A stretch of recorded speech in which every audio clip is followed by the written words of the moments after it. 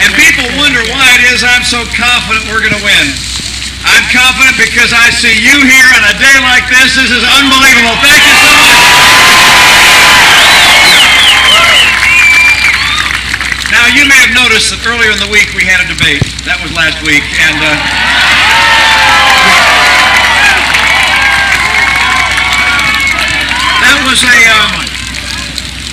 that was a good debate. I enjoyed that debate. And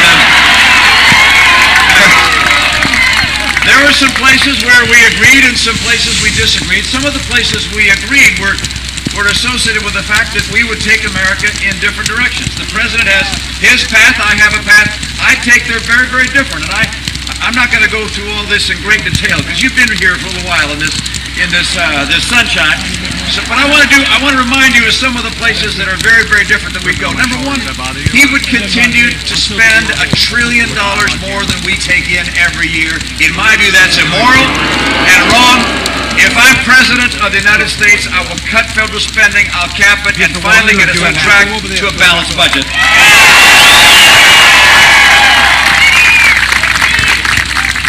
And, you know, if he's reelected, why, he's going to install Obamacare. And if he installs Obamacare, your health insurance is going to cost $2,500 a year more than it would otherwise.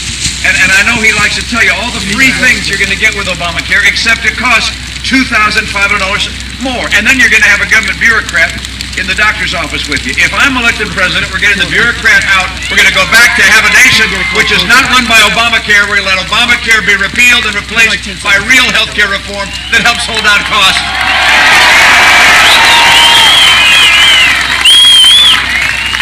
He has promised that if he's reelected, why, he's going to cut Medicare for seniors, today's seniors, by $716 billion. If I'm elected, I will honor the promise to our seniors and restore that money back into Medicare. This president also has made it very clear, if he's reelected, why, he's going to continue to cut the military. His budget plan and sequestration plan would take the military spending down by about $1 trillion. That would cut jobs in Virginia by approximately 200,000 people. If I am elected, I will restore funding to our military budget. I will not cut our military commitment.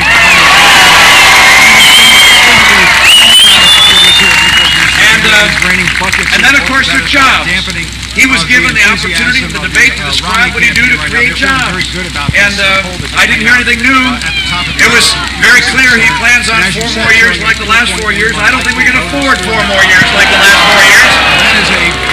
You know, he wants another stimulus. How'd that first one work out? And then he wants to pick winners and losers among companies, or losers in his case. And then of course, he wants to hire more government workers. Look, all of these things have not ignited our economy the way it should be ignited. We've seen the slowest recovery from a recession in history. As a matter of fact, I just read that if you look back 60 years, and you look at all the months we had with unemployment above 8% before President Obama, there were 39 months in all 60 years with unemployment above 8%. Under this president, there have been 43 months. Under one president alone. He does not understand what it takes to create a real recovery. I do. I'll do 5 things that'll get this economy going again. Number 1, we're going to take full advantage of our oil, our coal, our natural gas, Number 2, I'll make sure we get trade that works for us, open up new markets for trade, and crack down on China if and when they cheat. Number 3, I'm going to make sure our training programs work for the workers of today. We get our kids the education they need. I'm going to make sure that our parents and our kids and the teachers, they come first, and the teachers' union will have to come behind. Number 4, I will get us on track to a balanced budget. And number 5, I will champion small business. I'll make sure our tax policies,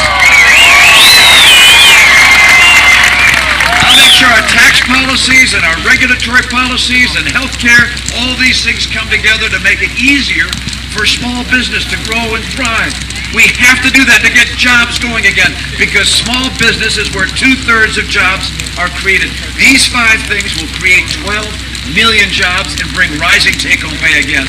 America needs this new direction. We cannot go on the path we've been on. We must restore America's strength, and I will do it with your help.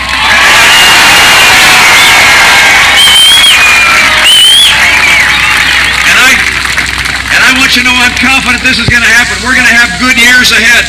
The best is not in the past. The best is in the future. It's getting better. And I've seen that throughout my life. I've had the chance to witness the great qualities of the human spirit that I've seen in my fellow Americans. In early times of my life and later, I was a relatively young man and serving as the pastor of my congregation, a part-time job in my church, and I happened to visit a family on a regular basis, the Oporowski family, and he's a firefighter from Medford, Massachusetts, or was. He's retired now, and their son, age 14, developed leukemia and was very, very ill. It was clear that he was not going to make it. I used to visit David, became close to him, and on one occasion he brought me into his room. He was on his bed there, and he said to me, what comes next? And I spoke to him about what I believe comes next. Another occasion, he was in the hospital, and he got in touch with me, and he said, you got a law degree, right? Yes, I do. He said, I'd like to write my will. Could you come do my will for me? And I said, sure. So I got my long pad, my legal pad, went over to his hospital room, and he proceeded to describe where he wanted his fishing rod to go and where he wanted his skateboard to go. And he wanted to give his rifle to his brother. Throughout all of this, David had courage and strength of character. I'm reminded of that slogan, full eyes, clear eyes, full heart, can't lose. David didn't make it, but he did not lose. David's one of my heroes, one of the confidence builders that I have in America's future.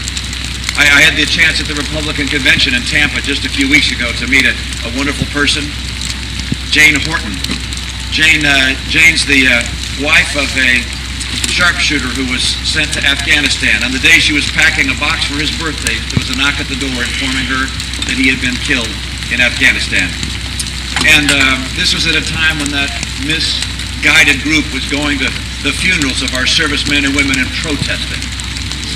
And she was asked what she thought about that as they were protesting her husband's funeral.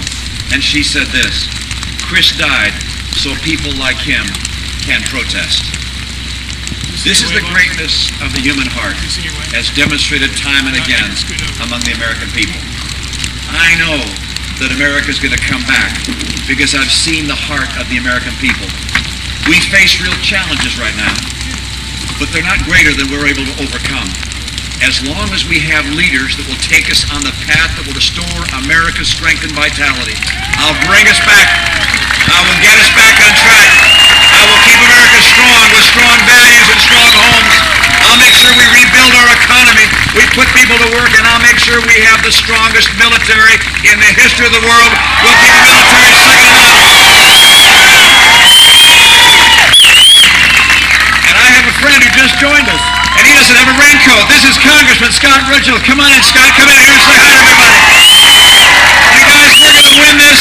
Let us say a word or two. I'm going to shake the hands of the people up front here, but I'm delighted to have the congressman here. Scott, come say hello to us. Well, good to see you. He was supposed to be here first to get us started, but he didn't know we were going to start early. That's right. I think there was the motorcade that might have taken precedent here. Look, Governor, welcome to Virginia's 2nd Congressional District. This is Navy weather right here.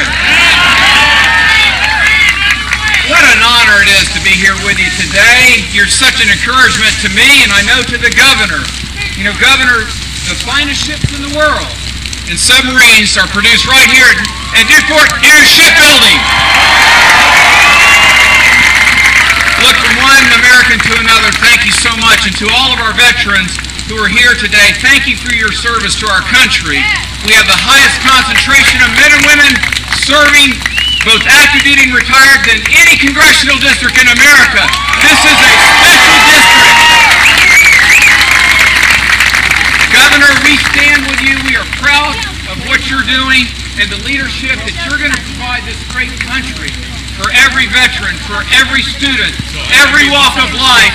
We've got a great product. That is, we have the best ideas and the best values, and I'm proud to stand here in the rain with you. It doesn't matter. Our country's worth fighting for.